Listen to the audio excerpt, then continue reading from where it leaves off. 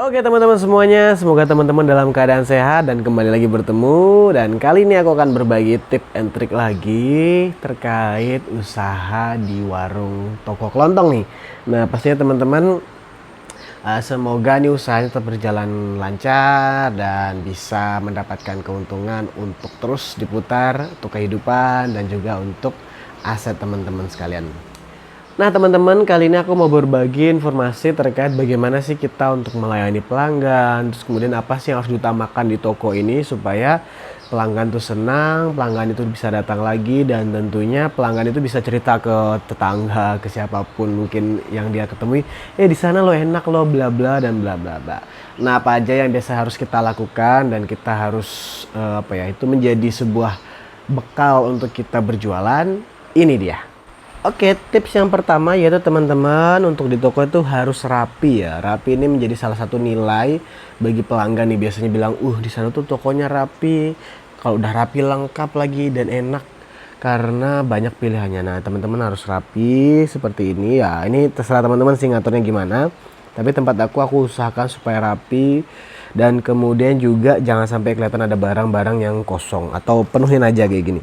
Nah itu bisa menjadi salah satu indikasi bagi pelanggan tuh merasa, oh di sana tuh enak loh, rapi dan barangnya juga berbagai macam gitu. Jadi teman-teman bisa susun dengan rapi dan tentunya ini bisa menjadi daya tarik juga gitu untuk pelanggan bercerita gitu ke mungkin ke beberapa orang yang dia temui.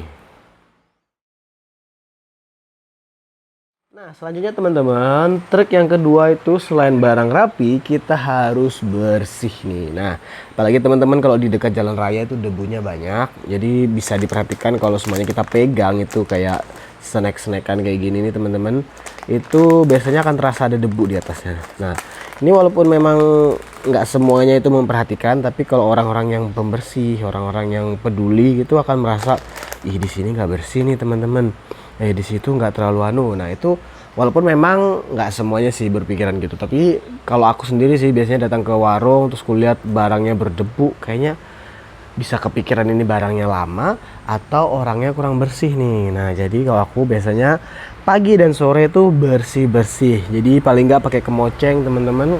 Dan biasanya aku juga ngepel lantai gini paling nggak 2 hari sekali, kalau lagi musim debu ya setiap hari gitu. Jadi itu menjadi gambaran bahwa mungkin kalau ada orang lewat, di sana ternyata orangnya bersih gitu dan disapu dan dipel gitu. Dan tentunya tadi ya barang-barang kayak gini nih harus terasa kok pas dipegang tuh masih kayak dalam habis keluar dari kardus gitu ya. Kalau teman-teman bisa ada waktu ya bersihin tiap hari satu-satu, tapi kalau enggak ya paling enggak di atasnya lah dibersih-bersihin gitu. Nah itu menjadi salah satu trik juga untuk teman-teman bisa dirasa ketika pelanggan datang tuh di sana tuh bersih gitu.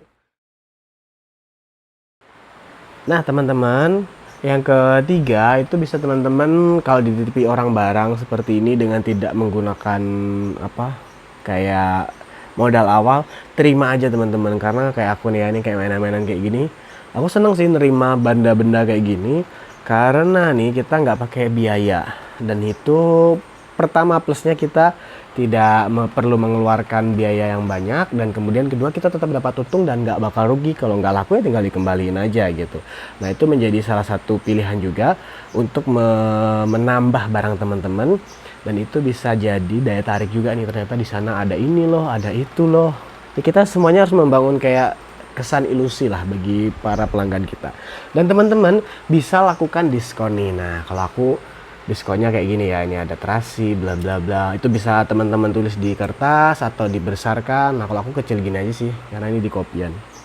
Nah kalau di kopi kayak gini biasanya ada yang 5.000 dapat 3, ada kemudian kayak 2.000 dapat 3, tergantung jenis-jenis kopinya dan ukurannya sih teman-teman. Nah itu juga bisa sangat menarik pelanggan nih kalau teman-teman bikin diskon-diskon. Nah apalagi teman-teman, aku juga lagi nerapin nih karena ini kan habis 17-an nih promo kemerdekaan. Nah memang aku menjualnya kayak gini ya teman-teman, nanti terserah aja polanya gimana. Jadi ini sudah habis kayak Palpi, kemudian juga beberapa Oreo ini tinggal dikit, dan juga ada Coca-Cola dan AOK sisa 2 nih, kemarin banyak. Nah promo-promo kayak gini bisa menarik nih para pelanggan setia kita bahwa oh di sana nih lagi ada promo lumayan nih dari 8.000 jadi 6.000. Nah, ini teman-teman tergantung teman-teman ngatur potongan harganya, bisa cuman kembali modal atau memang mau dikompres karena mungkin barangnya sudah harus cepat dikeluarin gitu ya. Jadi teman-teman aja yang ngatur apa yang harus teman-teman keluarkan segera untuk barang-barang ini nih. Jadi teman-teman bisa pakai promo-promo kayak gini untuk barang-barang yang mungkin harus di akhir tahun ini sudah keluar tapi ternyata barangnya masih sisa banyak, atau kalau memang nggak ada yang barang harus dikeluarkan, teman-teman cuman pingin buat promo boleh juga. Itu jadi salah satu hal yang baik karena biasanya nih kalau aku beli kita akan cek juga nih kadaluarsanya kapan nih. Kalau kayak Coca-Cola ini sebenarnya masih lama sih, bulan 11 nanti, tapi karena aku lihat perputarannya agak lambat jadi aku promoin aja. Jadi ternyata di sini tempat aku itu kalau Coca-Cola ini lebih cepet yang ukuran besar. Nah, ukuran besarnya pun sudah habis di sini ya. Jadi gitu sih, aku mau mutar supaya oh ternyata mana nih yang warga di sini lebih sukai, itu yang aku cepet putar. Yang lambat aku biasanya bikin promo seperti ini. Dan ini salah satu trik untuk menarik pelanggan dan merasa senang belanja di tempat kita. Oke teman-teman, aku mau bagi tip terakhir nih, ini yang sangat penting dan pastinya ini yang paling diingat teman-teman para pembeli ya yang mau datang ke toko kita, yaitu harus ramah. Nah, ini kunci dari segala jualan itu ramah, orangnya asik, orangnya nggak suka cemberut, nggak suka marah-marah, melayani dengan bagus. Itu paling penting teman-teman. Karena nih mungkin kalau barang kita mungkin agak kotor-kotor, mungkin debu gitu ya, bukan kotor sih kayak ada debu-debu. Tapi kalau pelayanan kita masih bagus tuh masih bisa dirasa orang tuh ya nggak apa-apa lah, mungkin dia nggak ada waktu. Kemudian juga karena dia sendiri jualan nggak ada waktu untuk bersih-bersih yang setiap hari gitu. Nah, ini aku lakukan ya ketika di bulan-bulan pertama aku jualan, ketika aku ramah, ketika aku menyapa pembeli gitu. Itu ya di dalam 1 bulan tuh ada 2 orang yang datang ke aku bilang gini, ada loh ternyata warung di salah satu tempat ya, di tempat kami gitu ya. Maksudnya ada seseorang yang bercerita kepada teman aku gitu. Jadi dia bilang, ada loh warung di situ tuh ternyata orangnya ramah banget dan senyum dan orangnya tuh kayak apa ya, ceria gitu. Dan kemudian yang kedua dia bilang juga, warung di situ tuh pelayanannya bagus gitu. Nah, itu padahal di bulan pertama aku jualan gitu. Jadi teman-teman harus ramah gitu. Ketika orang datang, sapa, bisa katakan selamat datang, kemudian silakan Kak, silakan Bu, silakan Pak.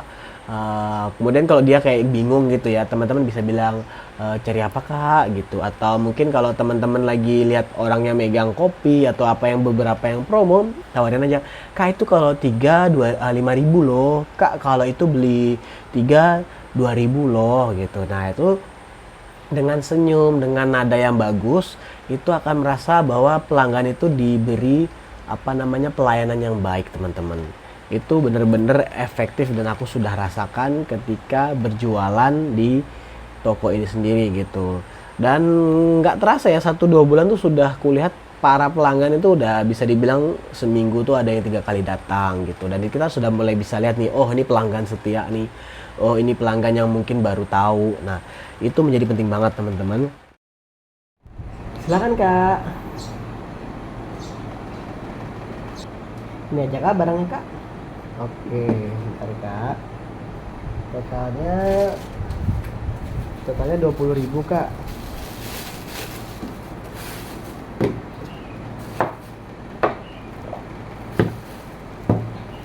Oke, uangnya 50.000.